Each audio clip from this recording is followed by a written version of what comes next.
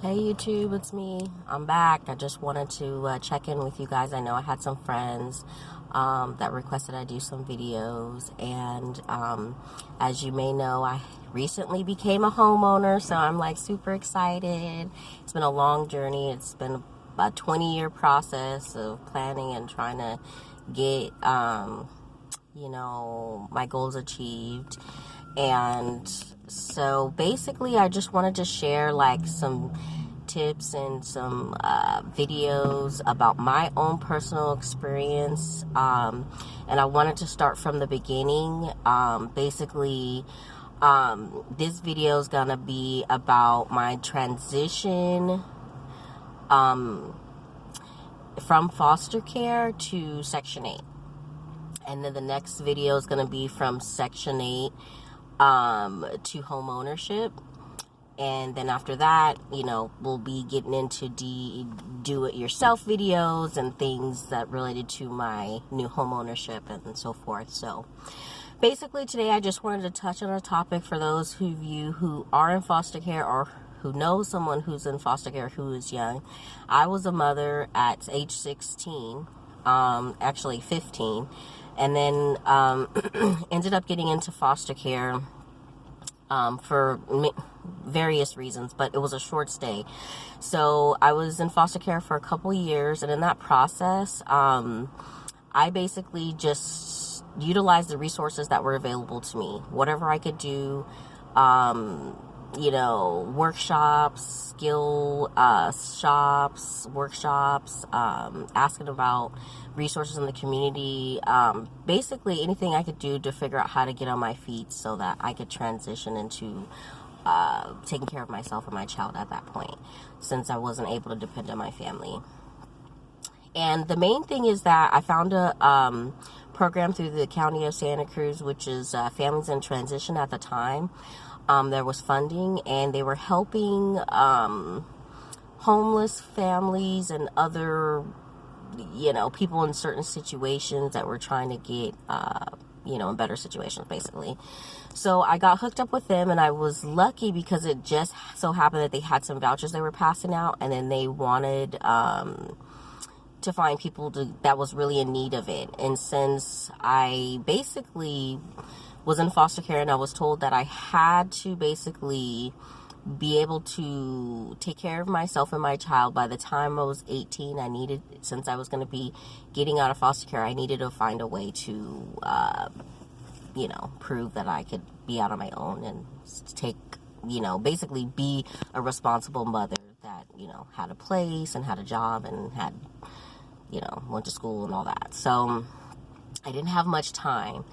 And so after I got the voucher, I was able to basically get my first place. It was kind of up in the mountains, so at that point I wasn't, complaining because I was just lucky to get a place, and I was happy to be getting my own place, my first place, and to basically start working on other goals that I had that I wanted to meet in the future. And I knew that I wanted to be a homeowner, and I just was basically, doing whatever I could to try to get myself in a situation so that I could eventually own a home down the line. So anyways, I ended up getting my first place. Things were like okay, but during that time I basically was focusing on going to school and working out little issues I had, like childcare, things that I needed to have in place in order for me to be successful. So basically, after I got on my own, I realized how difficult it was, and to be a single mother also. Just being able to have the resources to complete school and be out on my own, it was a little bit of a shock. So it took me some time to ease into my new living situation and basically, try to figure out how I was gonna get in school and also work and, you know, juggle everything. But in the end, I was able to get those things worked out. It was not right away.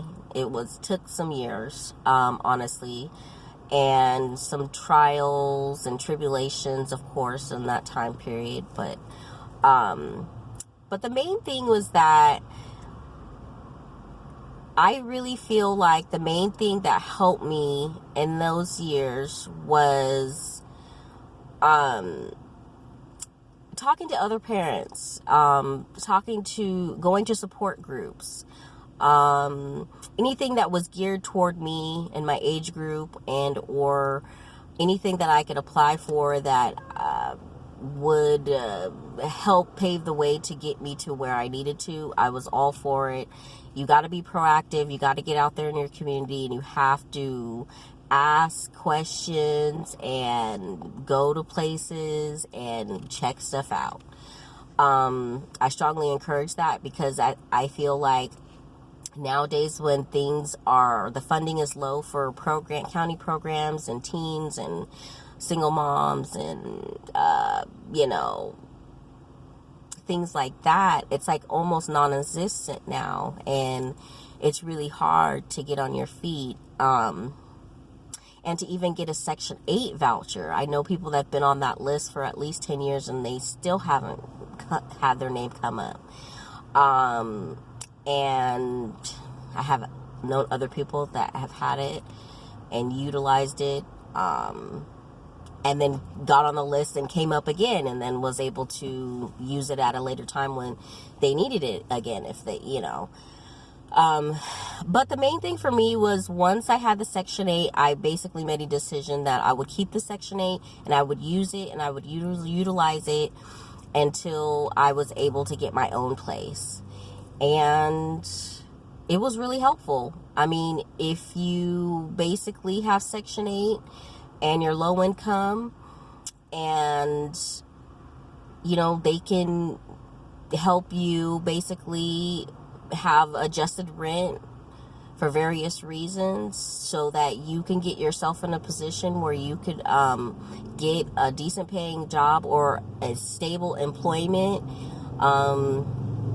or get your education, which is something that you're going to need in order to be successful or competitive in the job market. And, just basic skills, basically, typing skills,